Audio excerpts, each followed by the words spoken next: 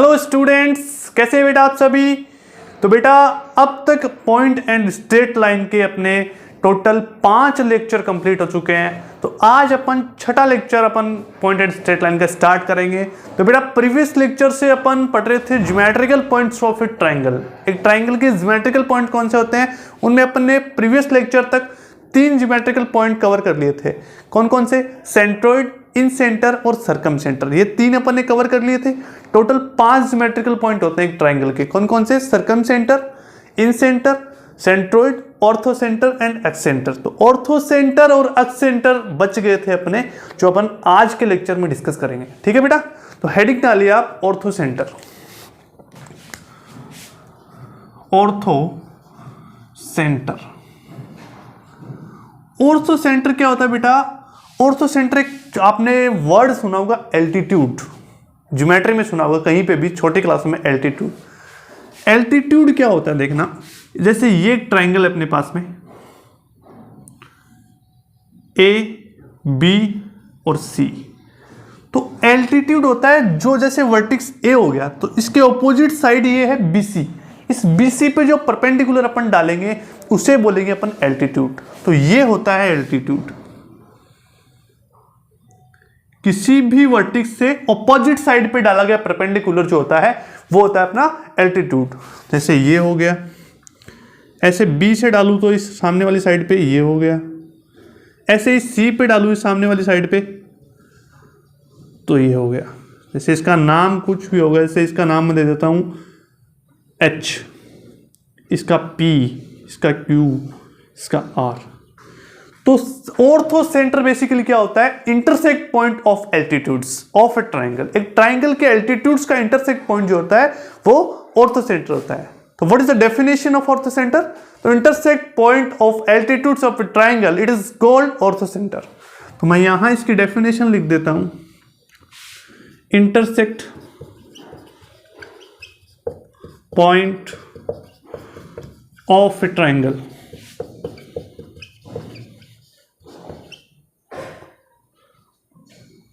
Intersect point of altitudes of a triangle, sorry altitudes. और यहां अगर मैं एल्टीट्यूड्स डिफाइन करूं तो एल्टीट्यूड्स क्या है? Perpendicular, perpendicular from vertex to opposite side. तो समझ में आ गया आपके कि एल्टीट्यूड क्या होता है? किसी भी वर्टिक्स से अपोजिट साइड पे डाला गया जो परपेंडिकुलर होता है बेटा, वो कहलाता है अपना एल्टीट्यूड्स। और जो किसी ट्राइंगल में से 3 वर्टिक्स होते हैं, तीनों वर्टिक्स से अपन एल्टीट्यूड अपन अगर फॉर्म करेंगे तो उन एल्टीट्यूड्स का जो इंटरसेक्ट पॉइंट आएगा वो अपना जो है वो अपना ऑर्थो सेंटर कहलाएगा। ठीक है, अब ऑर्थो सेंटर फाइंड आउट कैसे करें? तो आपने एक छोटी चीज सुनी होगी कि 2 परपेंडिकुलर लाइन जो होती है उनकी जो स्लोप होती है उनका प्रोडक्ट -1 आता है। अगर 2 लाइन ऐसे है, ये ए बी है और ये सी डी है, तो अगर ये ए बी जो है परपेंडिकुलर है सी डी के, इफ ओनली इफ, कब होगा ये? जब इसकी जैसे स्लोप हो गई m1 और इसकी स्लोप हो गई m2, तो m1 डॉट m2 जो है वो -1 आना चाहिए। 2 परपेंडिकुलर लाइंस हमेशा उनकी स्लोप का प्रोडक्ट -1 आता है। तो यहां अपन एक चीज देख सकते हैं कि ये क्या परपेंडिकुलर है? क्या ये AH जो, मान लीजिए ए के कोऑर्डिनेट हो गए अपने x1 y1, B is x2 y2 and C is x3 y3। समझ में आ गया बेटा? तो ध्यान से देखिए, मान लो इसको मान लेता हूं मैं x घुमा हुआ, ये वेरिएबल पॉइंट, ये क्या है? Constant point, h is variable point. तो क्या AH जो है ये BC पे परपेंडिकुलर है क्या? मैं यहां से लिखूं बेटा कि AH परपेंडिकुलर BC, तो कब होगा? इसकी स्लोप और इसकी स्लोप का जो प्रोडक्ट आएगा वो -1 होना चाहिए। और आपको पता होगा कि अगर आपको एक लाइन दी हुई है, जैसे ये पॉइंट A दिया हुआ है x1 y1, ये है x2 y2 B पॉइंट, तो मैं पूछूं कि m of A B, m of A B का मतलब स्लोप ऑफ ए बी, तो स्लोप ऑफ ए बी कैसे निकालते हैं? y2 minus y1 upon x2 minus x1। ये सिंपल चीज है बेटा। y2 minus y1 upon x2 minus x1, ये स्लोप का फॉर्मूला होता है।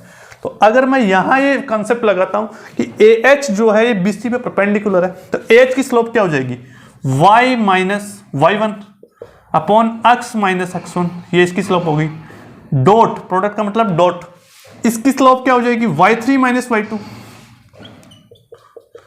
अपॉन x3 माइनस x2, ये कितना आना चाहिए, ये -1 आना चाहिए। ठीक है, ऐसे ही बेटा जो BH है ये AC पे परपेंडिकुलर हो जाएगा, BH परपेंडिकुलर टू AC, तो यही कंडीशन यहां पे लग जाएगी कि BH जो है इसकी स्लोप क्या हो जाएगी, y minus y2 upon x minus x2 dot, इसकी स्लोप क्या हो जाएगी, इसकी AC की y3 minus y1 upon x3 minus x1। ठीक है, ऐसे ही बेटा ये जो CH आएगा ये AB पे परपेंडिकुलर आएगा, तो CH अगर मैं CH जो है परपेंडिकुलर अगर AB होगा तो इस कब होगा ये, जब दोनों की स्लोप का प्रोडक्ट -1 आएगा, तो इसकी स्लोप क्या हो जाएगी, y3 minus y upon x3 minus x dot, इसकी स्लोप क्या हो जाएगी, y2 minus y1 upon x2 minus x1, y2 minus y1 upon x2 minus x1, यहाँ ये -1 है, सॉरी, इक्वल्स टू -1। तो आप एक बात बताइए, ये तीनों कांस्टेंट है, अपने पास 3 इक्वेशन है, 2 वेरिएबल है, इजीली फाइंड आउट हो सकते हैं क्योंकि मिनिमम 2 वेरिएबल्स के लिए 2 इक्वेशन चाहिए होती है, यहाँ तो एक बोनस है 3 इक्वेशन है, तो किसी भी 2 को लेकर के अपन x और y की वैल्यू यहाँ से फाइंड आउट कर सकते हैं, मतलब h जो है ऑर्थो सेंटर x, y ऐसे फाइंड आउट कर सकते हैं अपन। लेकिन ये कब होगा, जब किसी ट्राइंगल के तीनों वर्टिक्स गिवन हो अपन को और ये ऑर्थो सेंटर निकालना हो, उस केस में अपन ये स्लोप कंसेप्ट लगा सकते हैं। समझ में आया ना, बोलो ठीक है। एक बार फिर बता देता हूं, अगर किसी भी ट्राइंगल के आपको 3 वर्टिक्स गिवन है A B C, x1 y1 x2 y2 x3 y3 anyway जो भी हो, उनसे अपन को ऑर्थो सेंटर फाइंड आउट करना हो तो स्लोप कंसेप्ट लगा देना, क्योंकि इस वर्टिक्स से आने वाला जो लाइन है वो इस पे परपेंडिकुलर आएगी, इससे आएगी वो इस पे परपेंडिकुलर आएगी, इससे आएगी वो इससे परपेंडिकुलर आएगी, तो परपेंडिकुलर आएगी तो 2 परपेंडिकुलर लाइन का जो स्लोप का प्रोडक्ट होता है वो -1 होता है बेटा। ठीक है, ये कंसेप्ट से अपन को इस क्वेश्चन को सोल्व करना है। एक सिंपल फॉर्मूला और देखिए इसका,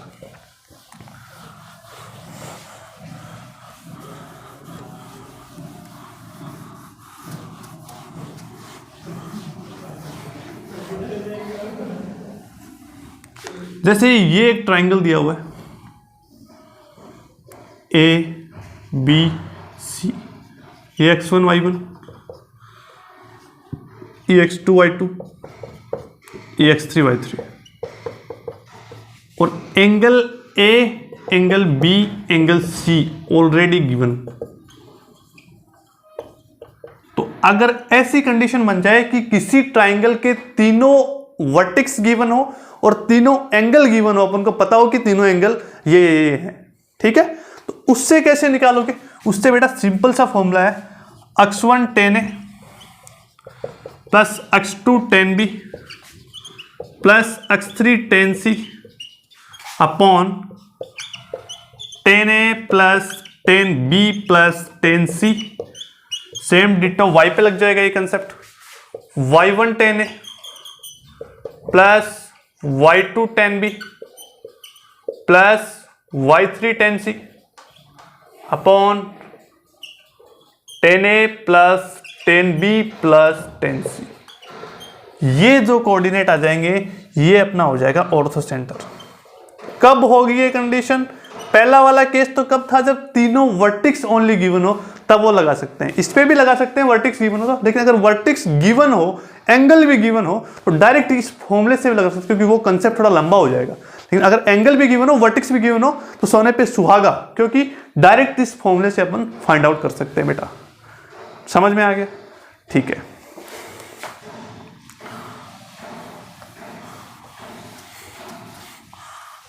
नोट करते रहना भाई, साथ साथ में नोट्स बनाओगे, अपने नोट्स एग्जाम में लास्ट तक काम आएंगे आपके, क्योंकि नोट्स बेटा, नोट्स ऐसी चीज होती है जो खुद के समझ में आते हैं।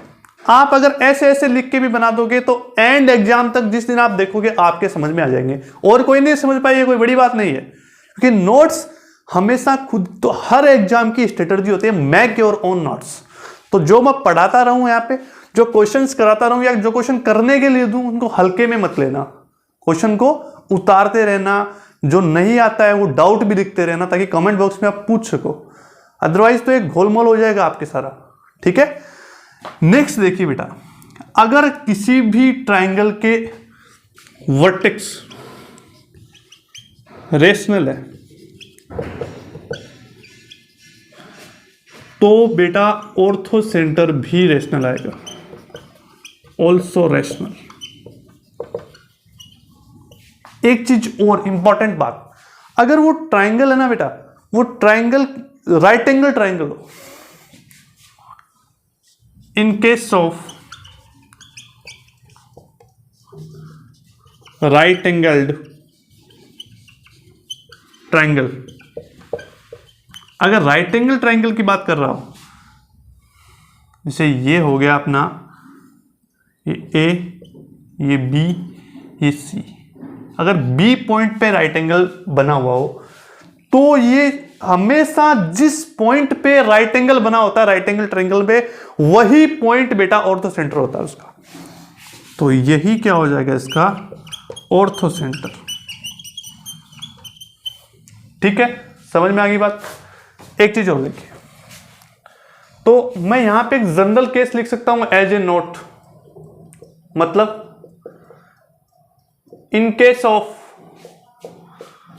एक्यूट ट्रायंगल, अगर एक्यूट ट्रायंगल है तो ये पॉइंट जो होगा वो अंदर आएगा, अंदर होगा उस ट्रायंगल के। अगर इन केस ऑफ ऑब्ट्यूज ट्रायंगल तो ये पॉइंट होगा आउट, बाहर की साइड में होगा उससे। ठीक है, इन case of right angle triangle, in case of right angle triangle तो कौन सा हो जाएगा परपेंडिकुलर वर्टेक्स, वर्टेक्स। समझ में आ गई। अब एक स्पेशल नोट आप लिखिए, उसमें मैं 3-4 पॉइंट्स लिखाऊंगा बेटा। ऑर्थो सेंटर निकालने के सारे तरीके, कोई सा भी क्वेश्चन आ जाए जेईई मेन जेईई एडवांस में, वो इन कंसेप्ट से सोल्व हो जाएंगे। तो इन मैं जो भी नोट लिखा रहा हूं इनको स्टार डाल करके लिख लो। ठीक है,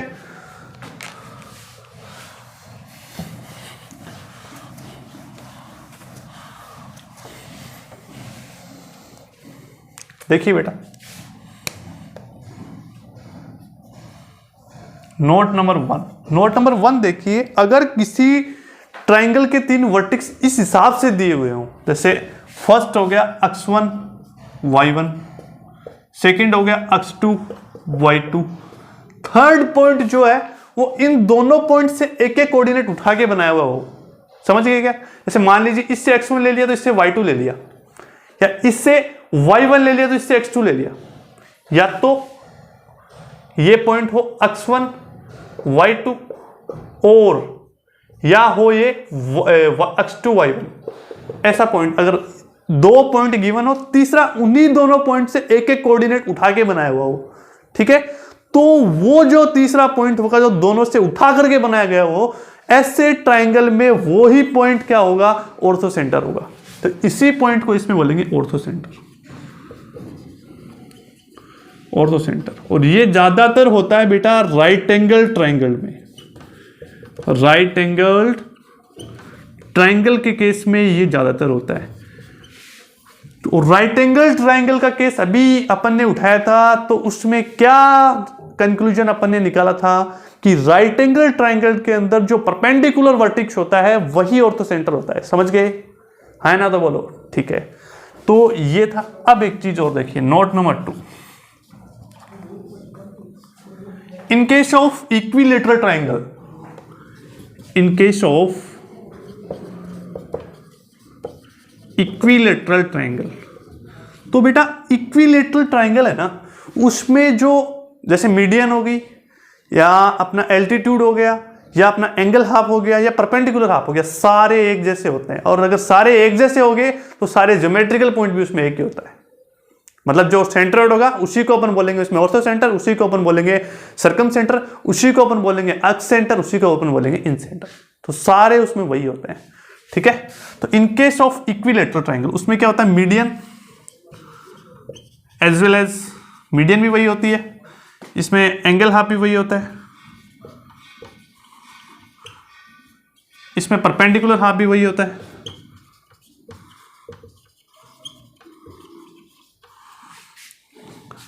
मीडियन हो गया, एंगल हाफ हो गया, परपेंडिकुलर हो गया, एल्टीट्यूड हो गया। तो अपन क्या बोलेंगे इनके बेसिस पे कि उसमें सेंट्रोइड, उसमें सर्कम सेंटर, उसमें एक्स सेंटर, उसमें इन सेंटर, सब एक ही होते हैं। समझ में आ गया। अगर मैं बात करूं, ये तो होगी अपनी इक्विलेटरल ट्राइंगल की। अब मैं बात करूं इक्वी बायलेटरल ट्राइंगल, इसकी दो साइड सेम हो। In case of equi bilateral triangle तो उसमें क्या होगा कि जो सेंट्रोइड होगा, ऑर्थो सेंटर होगा एंड सर्कम सेंटर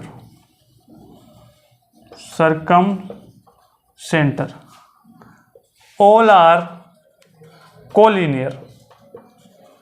मतलब एक इक्विबाइलेटरल ट्राइंगल की अगर मैं बात करूं तो उसमें सेंट्रोइड, ऑर्थो सेंटर और सर्कम सेंटर तीनों कोलिनियर होंगे, एक लाइन के अंदर होंगे, ठीक है। और एक जनरल ट्राइंगल की अगर मैं बात करूं तो उसमें देखना बेटा सिंपल सा कंसेप्ट है, लेकिन पूछा बहुत बार जाता है। जेईई मेन में आ गया होगा उसका कम से कम 5 से 10 बार क्वेश्चन। तो देखना वो कंसेप्ट क्या है।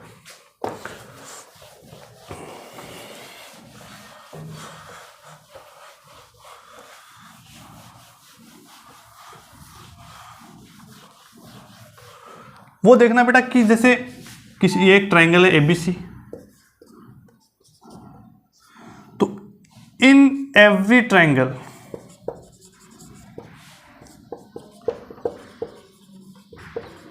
इस कंसेप्ट को बोलते हैं ONGC।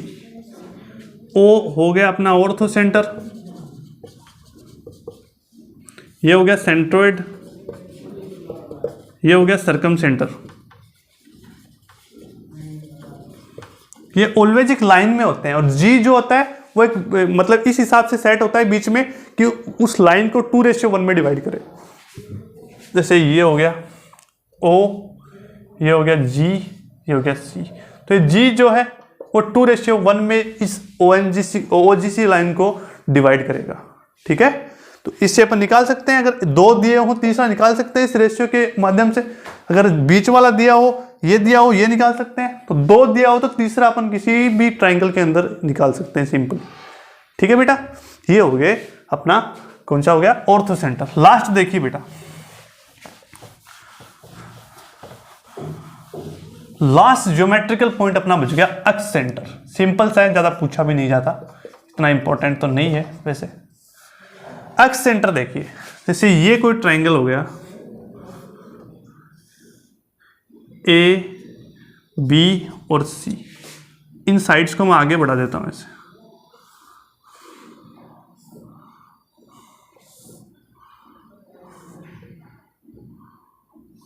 ठीक है। ए के रेस्पेक्ट में अगर सर्कल बने, ये होता है बेटा वैसे जो किसी भी ट्राइंगल के बाहर एक्सटर्नल जो सर्कल बनते हैं उनका इंटरसेक्ट पॉइंट, नहीं उनका centre of external circle of a triangle. जैसे ए है, इसके कोरेस्पॉन्डिंगली सर्कल बनेगा ये। बी है, इसके कोरेस्पॉन्डिंगली सर्कल बनेगा इस साइड को टच करते हुए, इस साइड को टच करते हुए बनेगा ये, ठीक है। तो इनके जो सेंटर आएंगे I1, इसको बोल देता हूं I2, इसको बोल देता हूं I3, ठीक है। तो अगर ए बी सी अपन को दिए हुए हों x1 y1 x2 y2 and x3 y3, तो ये I1 I2 I3 इजीली फॉर्मूले के माध्यम से निकाले जा सकते हैं। अगर मैं I1 की बात करूं, मतलब पहला कोऑर्डिनेट माइनस हो जाएगा। I1 की बात करूं I1, तो I1 ऐसे निकलेगा minus ax1 plus bx2 plus cx3 upon minus a plus b plus c। ऐसे ही minus ay1 plus by2 plus cy3 upon minus a plus b plus c। ऐसे ही I2 अगर निकालूं तो दूसरा I2 का मतलब दूसरा आ रहा है, दूसरा, उसमें जो सेकंड टर्म आएगी वो माइनस हो जाएगी ओनली, और बाकी प्लस हो जाएंगे। तो ठीक है, ये हो जाएगा ax1 minus bx2 plus cx3 upon a minus b plus c। ऐसे ही ay1 minus by2 plus cy3 upon a minus b plus c। यूं ही I3 निकाल सकते हैं अपन। I3 कैसे हो जाए, तीसरा आ रहा तो तीसरी टर्म क्या हो जाएगी, इसमें नेगेटिव हो जाएगी। तो देखिए ax1 plus bx2 minus cx3 upon a plus b minus c। ऐसे ही by1 प्लस ये हो जाएगा b a, ये हो जाएगा b cy2 minus cy3 upon a plus b minus c। तो ये I1 I2 I3 तीन क्या हो जाएंगे, एक्स सेंटर हो जाएंगे। तो एक्स सेंटर सिंपली निकाल सकते हैं। अगर किसी ट्राइंगल के अपन को कोऑर्डिनेट दिए हुए हैं तीनों, मतलब वर्टेक्स के कोऑर्डिनेट दिए हुए हैं, तो डायरेक्ट अपन इस फॉर्मूले से फाइंड आउट कर सकते हैं। ठीक है, अब देखिए हम दो छोटे छोटे क्वेश्चन करते हैं, उसके बाद में ज्योमेट्रिकल पॉइंट खत्म।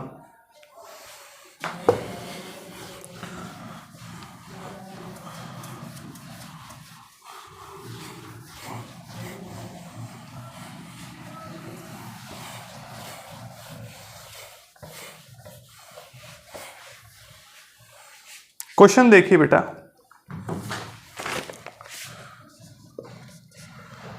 To sides of a triangle, two sides of A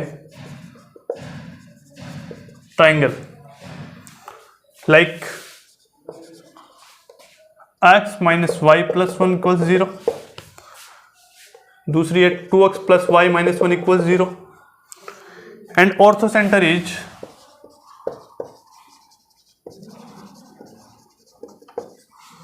-1, 2. Then what is third side?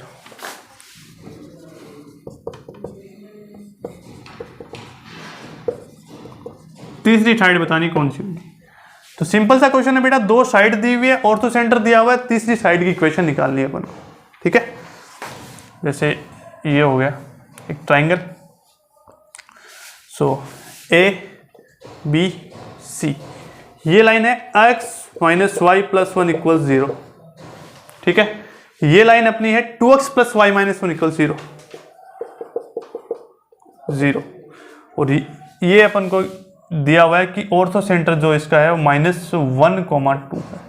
तो अपन इजीली यहां से सबसे पहला काम क्या करेंगे, इस दोनों लाइन का intersect point A find out करेंगे। कैसे करेंगे, जैसे एक इक्वेशन दी हुई है x minus Y plus 1 equals 0, दूसरी दी हुई है 2x plus Y minus 1 equals 0। इस इक्वेशन को 2 से मल्टीप्लाई कर दो तो 2x minus 2y plus 2 equals 0। अब दोनों को सब्सट्रैक्ट कर दो, पता है सिंपल 6th क्लास में आता है। 3y माइनस 3 इक्वल्स 0 तो y इक्वल्स 1 आ जाएगा। y इक्वल्स 1 तो यहाँ से अपना हो जाएगा -1 प्लस 1, x इक्वल्स 0। तो ये पॉइंट आ गया 0,1, 0,1 इंटरसेक्ट पॉइंट निकाल लिया मैंने। अब अगर मैं इस पॉइंट को t एज्यूम करूं, t एक्स कोऑर्डिनेट अगर t लूं, तो ये पॉइंट इस लाइन पे है, इस लाइन पे होगा तो अगर अक्ष t है तो y क्या हो जाएगा, t प्लस 1, y अपना हो जाएगा t प्लस 1। अब एक बात बताइए बेटा, ये जो AH है के BC पे परपेंडिकुलर है, यहां से ये BH है ये इस पे परपेंडिकुलर है। तो परपेंडिकुलर ऐसे अगर कंडीशन दी हो कि कोऑर्डिनेट दिए हुए होते हैं, लाइन अगर दे दी तो अपन क्या निकाल सकते हैं कि स्लोप वाला कंसेप्ट लगा सकते हैं, m1 डॉट m2 इक्वल्स -1 वाला लगा सकते हैं कि इसकी स्लोप कितनी हो जाएगी, इसकी स्लोप कितनी है 2 plus dy by D x equals 0। तो dy बाई डी एक्स कितना आ गया, यहाँ से -2 आ गया, और यहाँ से 1 minus dy by D x equal 0 divide by dx कितना आ गया 1 आ गया, इसकी स्लोप 1 है, ठीक है, इसकी -2 है। तो क्या ये लाइन जो BH आएगी क्या इस पे परपेंडिकुलर आएगी, इसकी स्लोप -2 है, इसकी स्लोप निकाल सकते हैं। y2 - y1 कितना होता है 2 - t + 1 -1 upon -1 - t dot -2 equals -1। क्या इस माइनस से माइनस उड़ा दूं? अब ये देखिए इसको मल्टीप्लाई कर दो अंदर, ये हो जाएगा 2 - 2t अपॉन -1 - t इक्वल्स 1। तो यहां से 2 - 2t इक्वल्स -1 - t। अगर इस t को उधर ले जाऊं, इसको इधर ले आऊं, 3 इक्वल्स ये हो जाएगा अपना t। तो t इक्वल्स आ गया 3। अगर ये 3 है तो ये कितना हो जाएगा 4। तो 3,4 आ जाएगा ये पॉइंट, 3,4। अब एक बात बताइए, अगर ये x1 y1 है, अक्ष मान लो इसको, x, y, इसकी स्लोप कैसे निकाल सकते हैं? ये AH पता है अपन को, और ये इसकी स्लोप कैसे निकालेंगे? m डॉट इसकी मान लो m मान लूं स्लोप, और इसकी स्लोप निकाल सकता हूं मैं, कैसे निकालूंगा? 2 - 1 अपॉन -1 - 0 डॉट m इक्वल्स -1। तो ये कितना हो जाएगा 1 अपॉन -1, मतलब -1 ही हो गया है। तो m dot -1 equals -1, m equals आ गया 1। तो इसकी स्लोप आ गई 1। इसकी स्लोप है, 2 पॉइंट अपन को है, एक पॉइंट है, तो अपन निकाल सकते हैं इक्वेशन y - y1। फॉर्मूला क्या होता है? y - y1 equals m x - x1। तो y - y1 कितना है 4, m कितनी है 1, x - 3। तो यहां से x - 3 equals y - 4, x - y equals 1। ये तीसरी लाइन का इक्वेशन आ गया बेटा, ठीक है। कैसे निकाला? सिंपल सा कंसेप्ट लगाया था मैंने। क्या लगाया? सबसे पहले मैंने क्या किया, इन दोनों लाइन का इंटरसेक्ट पॉइंट निकाला, वो 0,1 आ गया। फिर मैंने वो स्लोप वाला कंसेप्ट लगाया कि दो लाइन परपेंडिकुलर है तो दोनों की स्लोप का जो प्रोडक्ट आएगा वो -1 आएगा। क्या वो यहाँ पे लगा? वो यहाँ पे लगा, तो यहाँ से t और t+1 की वैल्यू आ गई, यानी b पॉइंट की वैल्यू आ गई। अब अपन को चाहिए क्या था? इस लाइन की इक्वेशन निकालने के, एक पॉइंट था तो एक स्लोप हो और एक पॉइंट दिया हो, तो अपन लाइन की इक्वेशन इजीली निकाल सकते हैं।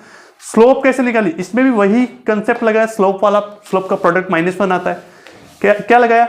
इसकी स्लोप और इसकी स्लोप -1 कर दी। तो इसकी स्लोप पता थी तो वहां से -1 को उधर ले जा करके अपने को इसकी स्लोप पता चल गई। स्लोप पता चली तो अपन इस इक्वेशन इजीली निकाल पाए, ठीक है। नेक्स्ट क्वेश्चन देखिए बेटा,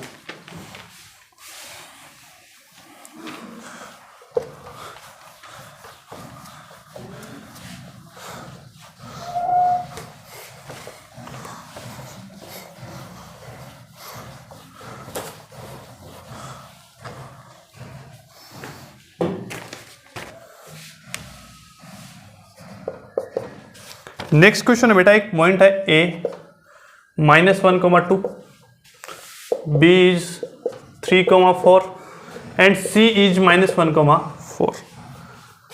So distance between orthocenter and circumcenter, orthocenter and circumcenter। अब एक चीज देखिए बेटा, इस क्वेश्चन में थोड़ी देर पहले एक नोट में एक चीज लिखाई थी, अगर 2 पॉइंट दिए हो, तीसरा जो पॉइंट है वो दोनों पॉइंट से एक कोऑर्डिनेट उठा के बनाया हुआ हो, तो वो तीसरा पॉइंट जाएगा वो मतलब वही ऑर्थोसेंटर आएगा। और अगर वो पॉइंट ऐसा बनता है दोनों से एक उठा करके, तो वो किस में आता है? वो किस में बनता है? ओनली राइट एंगल ट्राइंगल में, ठीक है। तो देखिए राइट एंगल ट्राइंगल बनेगा, एक पॉइंट था -1,2 A, B था अपना -1,4। अब देखो C जो है वो सॉरी B 3,4, तो C जो है इसमें से -1 उठा लिया, इसमें से 4 उठा लिया, तो क्या इसी से बना है क्या ये पॉइंट C? तो ये C क्या आ जाएगा? अपना परपेंडिकुलर पॉइंट आ जाएगा। परपेंडिकुलर इस पे बन रहा है तो ये पॉइंट ये हो जाएगा। अपन ने क्या बताया था थोड़ी देर पहले कि किसी भी राइट एंगल ट्राइंगल पे जो परपेंडिकुलर पॉइंट आता है वही ऑर्थोसेंटर होता है। इसका ऑर्थोसेंटर यही हो गया क्या? ऑर्थोसेंटर। प्रीवियस लेक्चर ध्यान से सुना हो तो एक नोट वहां भी लिखाया था कि किसी भी राइट एंगल ट्राइंगल में हमेशा जो सर्कमसेंटर होता है वो अपना जो हाइपोटेनियस होता है उसका मिड पॉइंट होता है। ये हाइपोटेनियस का मिड पॉइंट हो गया। मिड पॉइंट कैसे निकालते हैं? x1 + x2/2, y1 + y2/2 2, तो इसका 3 - 1 मतलब 2, 2/2 1, ये 2 + 4 6, 6/2 3, तो ये क्या इसका सरकम सेंटर हो गया। अब अपन को ये डिस्टेंस निकालनी है, तो अपन ऑर्थो सेंटर और सरकम सेंटर के बिटवीन डिस्टेंस इजीली निकाल सकते हैं। रूट ऑफ डिस्टेंस क्या आ जाएगी, रूट ऑफ x1 - x2, तो 2 का स्क्वायर प्लस 3 - 1 यानी -1 का स्क्वायर, तो ये हो जाएगा 4 + 1 मतलब √5 यूनिट। ये जो है वो डिस्टेंस आ जाएगी सरकम सेंटर और ऑर्थो सेंटर के बिटवीन। तो बेटा आज अपने मतलब जो एक ट्राइंगल के ज्योमेट्रिकल पॉइंट्स होते हैं वो खत्म हो चुके हैं। नेक्स्ट लेक्चर में अपन कुछ और छोटी छोटी बातें करके फिर अपन स्ट्रेट लाइन की ओर बढ़ेंगे। अगर इस छठे लेक्चर मतलब 6 लेक्चर हो गए अब तक, first, second, third, fourth, fifth, sixth, इन लेक्चर से रिलेटेड कोई भी आपको दिक्कत आती है आप कमेंट बॉक्स में बेझिझक पूछ सकते हैं। ओके बेटा, जो चैनल पे नए हैं वो स्टेप अप जेईई के यूट्यूब चैनल को लाइक, शेयर एवं सब्सक्राइब जरूर करें। थैंक यू, जय हिंद।